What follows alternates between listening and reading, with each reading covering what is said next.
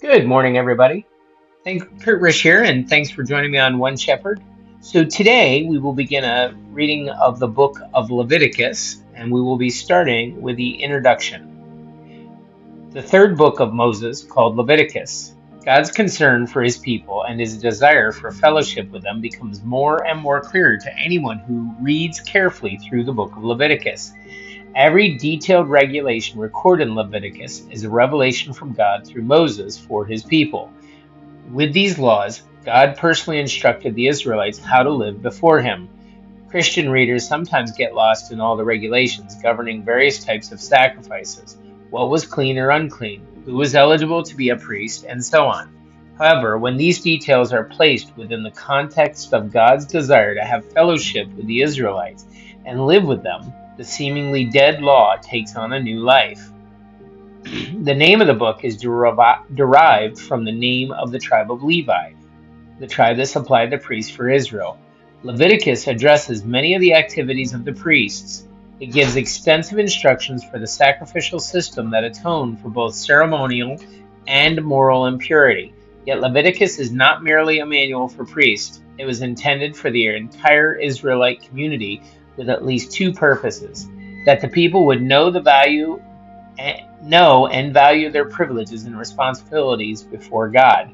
The priest could not gain oppressive power over the people with any monopoly on the knowledge of how to approach God.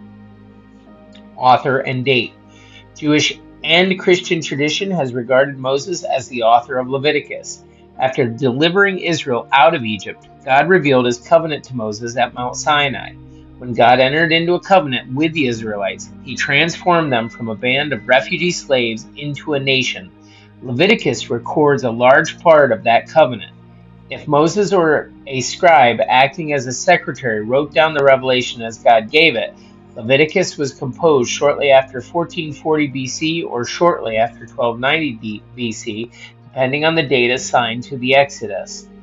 Guys, I would also make a quick point here that more recent archaeology, even since this was published, points to an even older date for these writings. Critical biblical scholarship of the late 19th century challenged the traditional dating and authorship of Leviticus.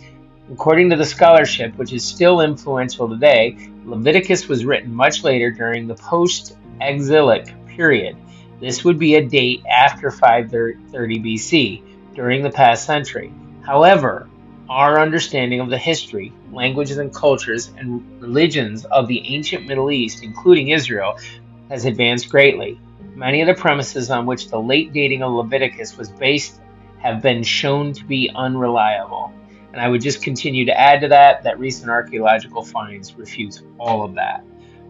Although Leviticus does not itself claim to be written by Moses, 20 of the 27 chapters begin, "And the Lord spoke to Moses," or a variation of that.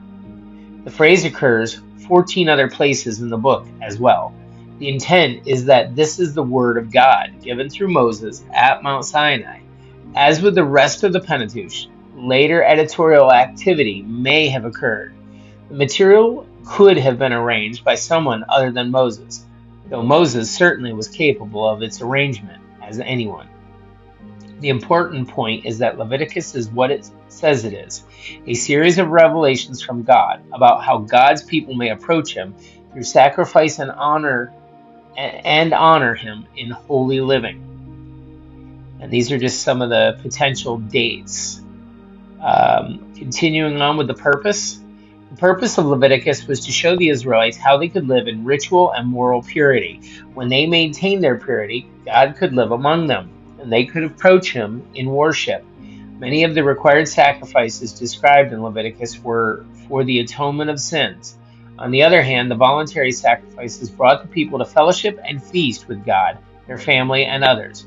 The instructions in Leviticus were not given to the Israelites in order to help them achieve their own salvation. Salvation can never be earned. It is always a gift of God's grace appropriated by faith. These instructions were given to a redeemed nation so that its members would know how to maintain their fellowship with God. The distinctions between clean and unclean and the various laws for holy living promoted the Israelites' own welfare and marked them out as a people separated to God.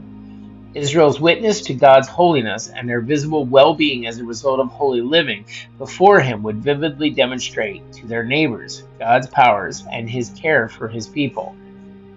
The directive found first in Leviticus 11:44 and many times afterwards clearly expresses this purpose for the laws. You shall be holy, for I am holy. Modern Christians can learn much from Leviticus. The holiness of God, the necessity of holy living, the great cost of atonement and forgiveness, the privilege and responsibility of presenting only our best to God, the generosity of God that enables His people to be generous.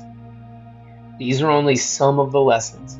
Leviticus reveals the holiness of God and His love for His people in ways found nowhere else in the Bible. Ultimately, Leviticus calls God's people of all ages to the great adventure of patterning life after God's holy purposes. Christ in the Scriptures. Leviticus is replete with types and allusions to the person and work of Jesus Christ. The 5 offerings described in chapters 1 to 7 all point to Christ. The burnt offering typifies Christ's total offering and submission to His Father's will. The grain offering typifies Christ's sinless service. The peace offering alludes to the fellowship that believers have with God through the work of the cross. The sin offering typifies Christ as our guilt bearer. The trespass offering pictures Christ's payment for the damage of sin. Leviticus points vividly to Jesus. He alone is the spotless Lamb who can make an eternal and final payment for sin. He alone is the perfect high priest who can represent human rebels before the holy judge of the universe. And then this is just a quick outline, guys, of Leviticus.